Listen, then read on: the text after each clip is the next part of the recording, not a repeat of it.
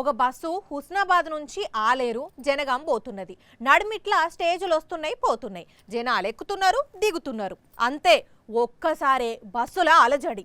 మా అక్కలు అన్నలు చిన్నపిల్లలు ఆఖరికి కండక్టరు డ్రైవర్ కూడా పరేషాన్ అయి బస్సు నాపిండ్రు.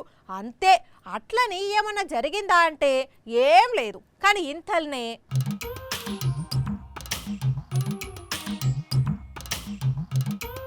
ఓ అక్కలు ఓ అక్కలు ఓ అన్నలు, ఏమైంది ఏమైంది? బస్సులకు పాము గిట్లొచ్చిందా, తేలు గిట్లొచ్చిందా, లేకుంటే ఎవరికన్నా ఇంకేదన్నా అయిందా? అంత ఆగం ఆగంగా దిగుతున్నారు. అందరి సంచుల కింద పడ్డాయి. ముసలోళ్ళు దిగలేకపోతున్నారు. అందరికందరూ పరేషానే మొత్తుకుంటున్నారు. అసలు ఏమైంది? కొందరు దిగుతుంటే కొందరు నవ్వుతున్నారు. కొందరైతే రోడ్డు పట్టుకొని ఓ అక్కడి దాకా పోయిండ్రంటే ఒక్కసారి మళ్ళీ ఇటు చూడుండ్రి.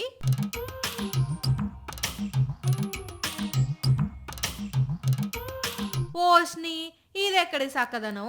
మళ్ళా ఇదేంది ఆగమాగంగా ఎక్కుతున్నారు అంటే వాసన. ఎస్, వాసనే బస్సులనట.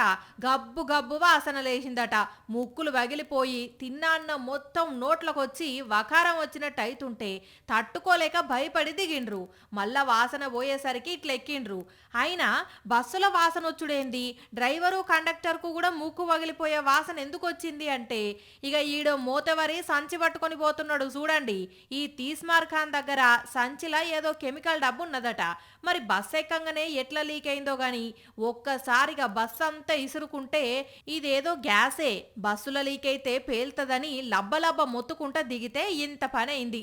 బగ్గదాగిందట ఈ మనిషి. కానీ కెమికల్ భలే కథ చేసింది పో.